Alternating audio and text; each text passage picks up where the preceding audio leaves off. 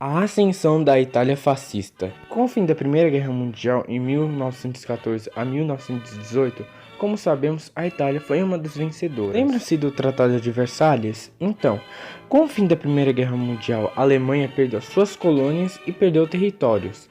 A Itália ganhou até poucos territórios, mas assim, não foi o suficiente para ela. E outra, ela não ganhou nenhuma das colônias, sendo que a França e a Inglaterra ganharam outras colônias, como na África e na Ásia. Aí a Itália ficou bastante prejudicada. Também teve deficiências em suas indústrias, que fizeram a Itália recorrer a importações e empréstimos externos, o que aumentou consideravelmente a dívida pública. Com desgaste social e a economia horrível, e gerou uma onda de desemprego. No ano de 1920, uma grande greve geral, mais de 2 milhões de trabalhadores demonstravam a situação caótica vivida no país.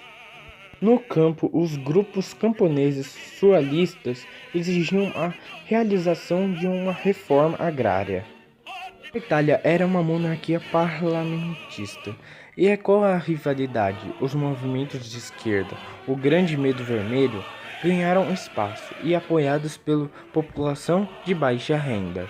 Na época era muito comum ter manifestações e agitações na rua, e muitas das vezes eles roubavam coisas em lojas, acontecia saques, roubos e entre outras coisas. Na zona rural também acontecia outras manifestações, mas principalmente os camponeses organizavam e dominavam um estabelecimento ou uma propriedade agrícola e dizia que queria uma reforma agrária. Policiais e militares mostravam-se que eram incapazes de conter as revoltas, e onde trazia muita pressão sobre a burguesia, e onde assim eles ficavam cada vez mais com medo da população.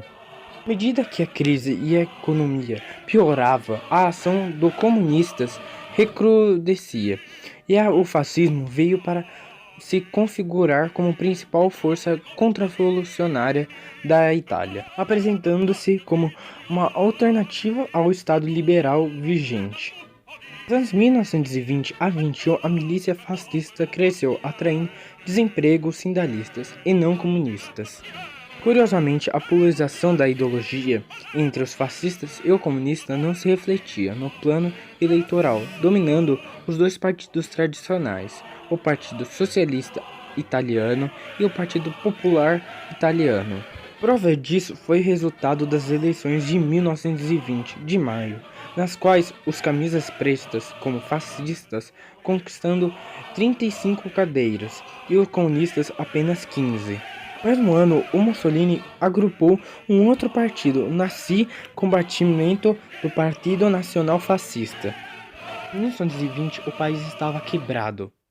Nesse mesmo cenário, os fascistas passaram a lutar contra os esquerdistas, onde contavam a conivência das autoridades policiais, onde eram inimigas, e também eram revolucionários marxistas. A esquerda estava acabando na Itália, onde o fascismo, o partido era mais organizado, onde era muito apoiado entre as propriedades financeiras. Mesmo o comunismo perdendo sua força na Itália, tentaram novamente na greve geral. Com recursos externos, os vermelhos esperavam imobilizar o país e talvez provocar uma queda e do Conselho e dos ministros. E logicamente isso não deu certo. Logo, o Mussolini cresceu ainda mais no país, onde a Igreja Católica apoiava o líder fascista. Em outubro de 1922, Mussolini concentrou cerca de 50 mil partidários em torno de Roma, ameaçando marchar sobre a cidade e depor o governo, informando que as forças armadas não apoiariam os fascistas. O primeiro-ministro apresentou uma renúncia ao rei Vítor Manuel III no dia 28. No dia 29, o monarca telegrafou o Mussolini e encontrava em Milão, convidando-o a assumir a vaga. O líder fascista aceitou. No dia 30 foi de trem até Roma, onde fascistas dominaram a cidade para comemorar. Mesmo assim, o episódio ficou conhecido como a Marcha sobre Roma, celebrando anualmente pelo regime fascista.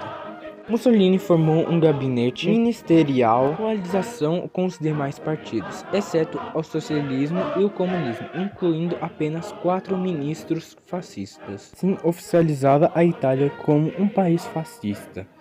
Então, galera, esse é o final do vídeo. Espero que vocês tenham gostado e muito obrigado. Falou!